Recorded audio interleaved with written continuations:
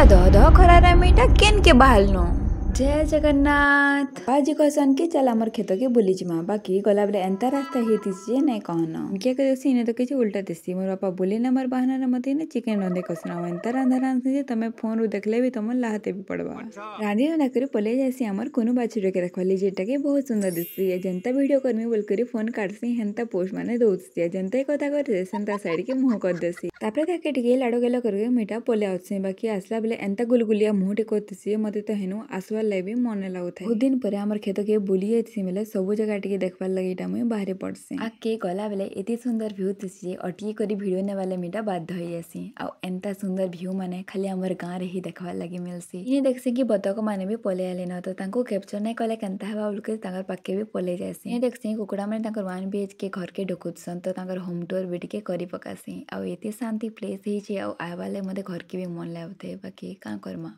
आसपा के तो पड़बा ही ना वीडियो देखवाली स्टे ट्यून।